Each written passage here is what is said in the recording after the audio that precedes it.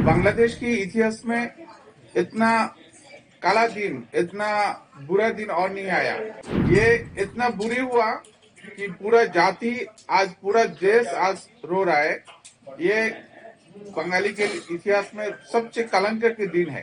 ये death sentence नहीं है, ये पूरा जाति की डेथ कर दिया। अभी जैसे कि आपने देखा है, फॉर्मर बांग्लादेश पीएम शेख हसीना को डेथ सेंटेंस दिया है आईसीटी में, ढाका में। What's your comment on it?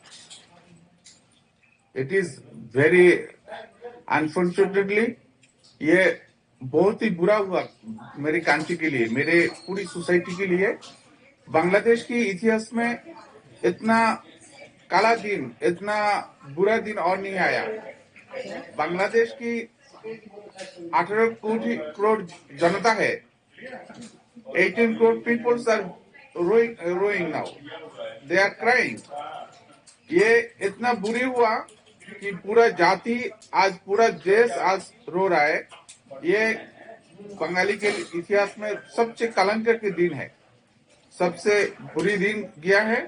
ये डेथ सेंटेंस नहीं है, ये पूरा जाति की डेथ कर दिया। अच्छा। ये यूनुस सरकार ने ये जाति को इतना बुरी हालत कर दिया कि इनका हालत क्या हो जाएगा। यूनुस को और यूनुस को गैंग को, जो आसिफ नजरुल, जो प्रोसिक्यूशन ये जो किया, ये जो साजिश किया, ये साजिश की खिलाफ पूरा बंगाली जनता, पूरा जाति, पूरे बंगाली कौम आज जाग रहा है, आज इसके खिलाफ आवाज उठा रहा है। ये बांग्लादेश की आप कोना कोना में जाए, आप टेकनाफ से तेतुलिया, सारी दुनिया में, सारी बांग्लादेश में नहीं, सिर्फ मैं अभी जेनेवा ह्यूमन राइट्स कमीशन सामने से बात कर रहा हूँ, Geneva high commission of human rights office के सामने में बात कर रहा हूँ कि इधर जेनेवा में भी जितना ह्यूमन राइट्स एक्टिविटीज, जितना डिप्लोमेट के साथ अभी सुबह मुलाकात हुआ, all the diplomats, all the human rights activities and the international peoples are very denied this death sentences. I would like to stop you here.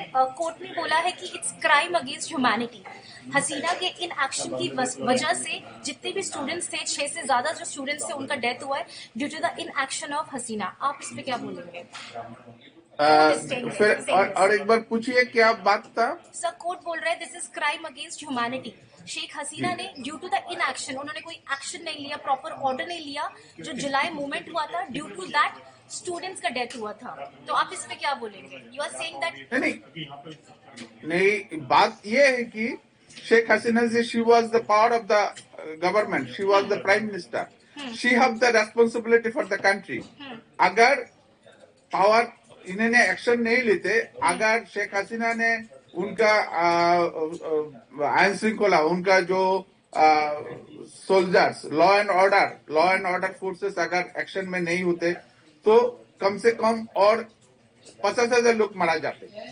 जो उनका जो साजिश था, जो स्टूडेंट्स तो सामने थे, स्टूडेंट्स तो कम से कम क्या है, ज्यादा से ज्यादा 500 से 600 स्टूडेंट्स थे, लेकिन ये जमाती इस्लाम, बीएनपी और डीप स्टेट फ्रॉम यूएसए, ये जो इतना बड़ा इंटरनेशनल साजिश थे शेख हसीना की किल करने के लिए, मारने के लिए, तो ये अगर हर कंट्री को, हर मुल्क को ये होता है कि जब लॉ एंड ऑर्डर फोर्सेस उनका ड्यूटी पालन करना होता है। जैसे एक दिन पहले आज 17 नवंबर, मतलब 16 नवंबर में Dhaka police commissioner and Chittagong police commissioner, they have been declared, they have been ordered to law and order forces can be killing, they have to shoot order. So ये जो उन्होंने शूट ऑर्डर दिया, तो शेख हसीना की क्या खिलाफी था जो उन्होंने, उनका रेस्पॉन्सिबिलिटी है। ऑर्डर तो उन्होंने दिया नहीं, ऑर्डर तो शेख हसीना ने नहीं दिया। जब इसका साजिश थे ऐसे जे पुलिस को मारने के, एक को एक पुलिस मारते वक्त पुलिस को रेस्पॉन्सिबिलिटी है जो उनका खुद को सेव करने के लिए वो कुछ कर सकते।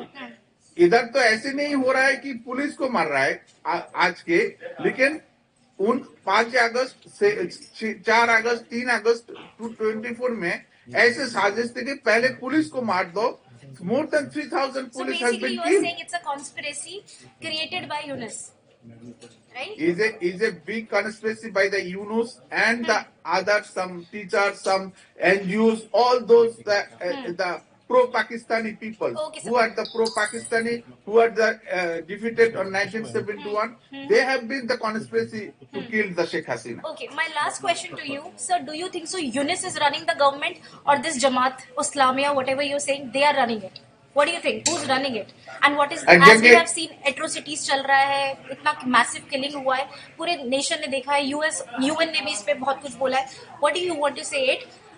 कि बांग्लादेश का फ्यूचर क्या है under Yunus, how things will go, because हम सब ने और देश ने देखा है कि under the leadership of Sheikh Hasina things were very quite fine calm. आपको क्या लगता है बांग्लादेश का फ्यूचर क्या है अंडर यूनिस गवर्नमेंट?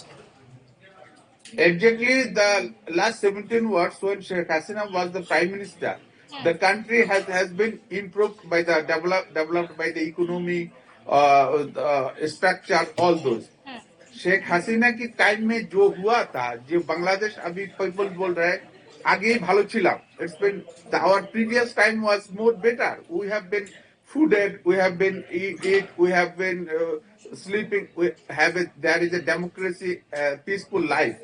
So अभी जो यूनुस की गवर्नमेंट की जो टाइम जा रहा है, ये इतना लोग अभी इतना सफर कर रहा है कि यूनुस की ये शोषण बना रहा है. बांग्लादेश में एक शोषण हो रहा है, एक डेजर्ट, एक मरुभूमि चल रहा है.